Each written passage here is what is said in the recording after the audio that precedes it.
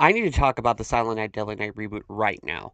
I saw the original when I was a child, and I absolutely loved it, despite the fact that it is laborious for long sections of it, but that didn't affect my 10-year-old mind because I was just enamored with watching a guy in a Santa Claus outfit murder a bunch of people.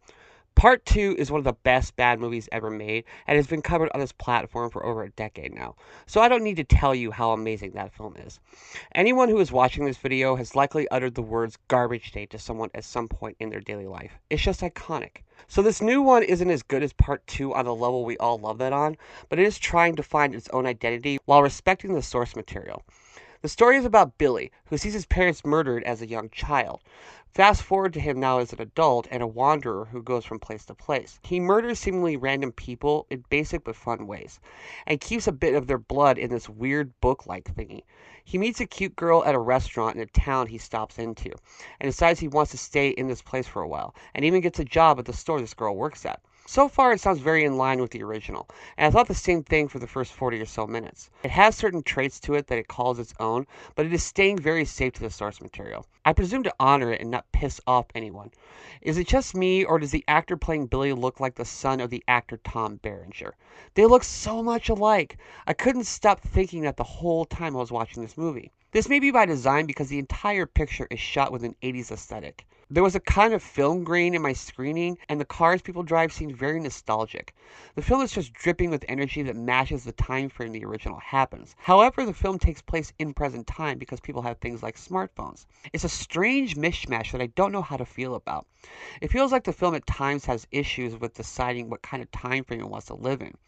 The town we are in seems kind of like it's just locked in time someplace, while still enjoying the conveniences of modern day technology when it wants to have them. So I just assume that it takes place in what I call movie world. The relationship between Billy and the girl is good only because Ruby Modine, the actress who plays the love interest, is so likable as a character.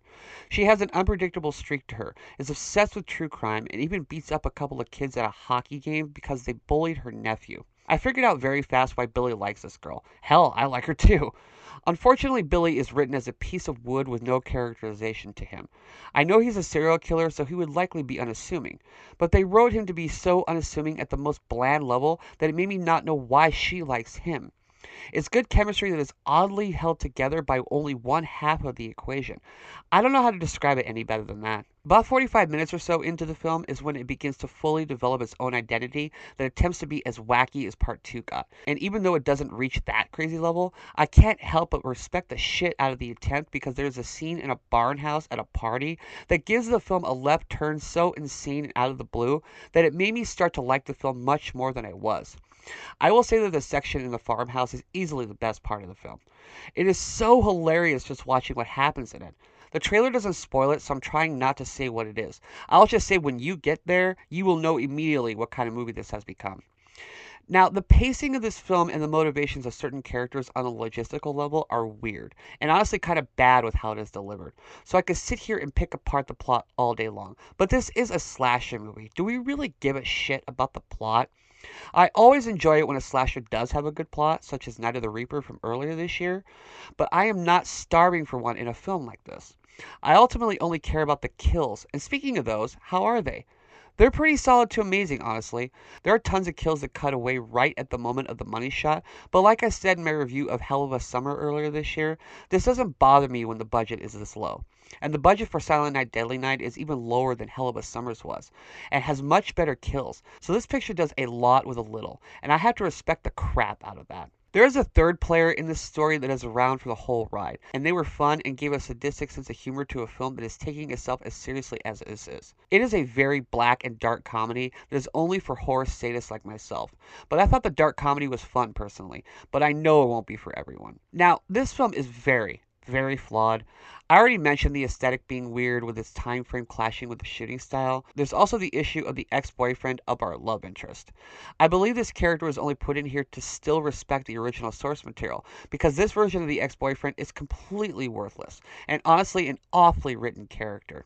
He is front and center at a crucial moment in the picture, but he felt completely out of place and was only put there to set up what the payoff for that scenario is. I don't go to slasher movies for high art, so there is no way I can rate this film as high art. But as a slasher film with solid kills, I have to say that I liked it quite a bit. Every time the film wants us to know who is going to die next or is the next victim, it has these red splash cards that are done in a grindhouse kind of way. And I love that stylistic addition. It was done way better in films such as Strange Darling, but Silent Night Deadly Night does it to let you know that this is fun, and you can't wait to see these fuckers die. So this movie is not for everyone, and it's probably only for the hardest core slasher fans. It has a montage in it that pays homage to the crossbow kill in the original, and a few others that just got me laughing so hard, so I obviously recommend this movie if you like slashers at all. I think Night of the Reaper is a better film, but I think Silent Night Deadly Night is a more fun slasher that doesn't take itself so seriously, and I kind of respect the hell out of that. If you have a dark sense of humor or just like watching weird shit during the holidays, I say check this film out. It probably won't be remembered as favorably as Part 2 did, but I still say it is worth your time. I don't know if this is really a horror film as much as it is a very dark and sardonic comedy that just wraps all of its presence to you in a bloody bow. I give Silent Night Deadly Night 2025 3 stars out of 4. I acknowledge all the bullshit that is in the story design of this film, but I just do not care because the kills and the likability of the main girl made it a fun romp that I was so glad I enjoyed. Fuck Home Alone. Watch Silent Night Deadly Night this holiday season. And that is my review. Thank you so much for watching. If you like this, please like and subscribe. Here's links to my other videos. Follow me on social media if you like. And until next time, I am Ghost.